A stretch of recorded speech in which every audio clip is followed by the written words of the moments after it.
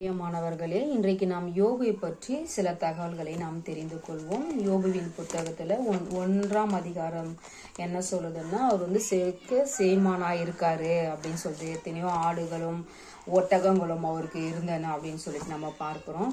அப்போ ஒரே நாள்ல பார்த்தீங்கன்னா அவரோட வாழ்க்கையே வந்து வேற மாதிரி போயிடுது, ஒண்ணுமே இல்லாம போயிடுது. அப்போ யோபு என்ன அப்படின்னு, யோபோட பெயருக்கு என்ன அர்த்தம் அப்படின்னு நம்ம பார்க்கும் பொழுது, யோபு வந்து எபிரேய, கிறிஸ்தவ மற்றும் யூத புனித நூல்களான நம்மளோட பழைய ஏற்பாட்டுல வரும் ஒரு புனித நூல் அப்படின்னு சொல்லிட்டு நம்ம அந்த யோபுவின் புத்தகத்தினோட நாயகன் அவரு அப்படின்னு நம்ம சொல்லலாம். அப்புறம் விவிலியத்துல இவரை பற்றிய குறிப்புகள் எப்படி இருக்குன்னா, யோபு நூலுக்கும் வெளியே எசேக்கியேல் புத்தகத்திலும் யாக்கோபு நூலிலும் இவர் வந்து காணப்படுறாரு.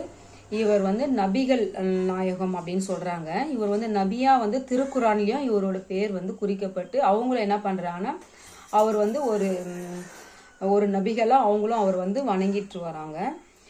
அப்போ யோபுக்கு பெயர் என்ன அப்படின்னா அதனோட அர்த்தம், ஒவ்வொரு பேருக்கும் ஒவ்வொரு அர்த்தங்கள் இருக்கும் இல்லைங்களா. அப்போ யோபோட பெயருக்கு என்ன அர்த்தம் அப்படின்னு பார்க்கும் பொழுது, வெறுக்கப்படுபவர் அப்படின்னு சொல்றாங்க, அல்லது வதைக்கப்படுபவர் அப்படின்னு சொல்றாங்க. ஏன் அப்படின்னா அவர் வந்து சாத்தான் வந்து அவர் வந்து அந்த அளவுக்கு யோபு போல எந்த ஒரு மனிதனும் இல்லை, பொறுமையா இருக்காரு இல்லைங்களா. அதே போல நம்ம என்ன பார்க்கலாம் அப்படின்னா, இந்த யோபுவின் புத்தகம் நம்ம எல்லாம் நினைச்சிட்டு இருக்கோம் யோபுவின் புத்தகத்தை எழுதியது யோபு அப்படின்னு சொல்லிட்டு. நிச்சயமா யோபு வந்து இந்த புத்தகத்தை எழுதியிருக்க முடியாது அப்படின்னு சொல்றேன். ஏன் அப்படின்னா அவரோட மரணத்தை பற்றியும் இதுல இருக்கு.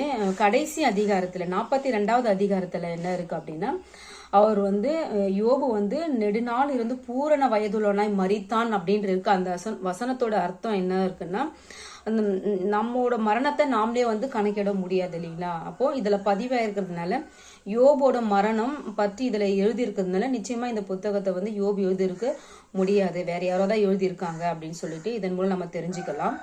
யோபோட வயசு என்ன அப்படின்னு பார்க்கும் பொழுது நாம என்ன சொல்றோம்னா 140 வருஷம் உயிரோடு இருந்திருக்காரு அப்படின்னு நம்ம சொல்றோம். ஆனா அப்படி இல்லை, அதுக்கு மேல் அவர் வாழ்ந்திருக்கிறாரு. அதாவது 1ஆம் அதிகாரத்துல அவர்கள் பிள்ளைகள் எல்லாம் இருக்காங்க, அவர்கள்லாம் மரித்து போறாங்க.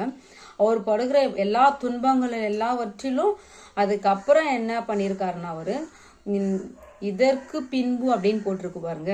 42வது அதிகாரம் 42ஆம் அதிகாரம் அதுல வந்து பாத்தீங்கன்னா 16வது வசனம் என்ன சொல்றதுன்னா, இதற்கு பின்பு யோபு 140 வருஷம் உயிரோடு இருந்திருக்காரு அப்படின்னா இந்த எல்லா பிரச்சனைகளும் முடிந்து தேவன் வந்து அவர்கள் இரட்டிப்பான நன்மை ஆசீர்வாதங்கள் அவர் எழுந்து போன எல்லாவற்றையும் பிள்ளைகள் எல்லாமே கொடுத்துருக்காங்க. அதுக்கப்புறம் அவர் எவ்வளவு வருஷம் உயிரோடு வாழ்ந்திருக்கிறார்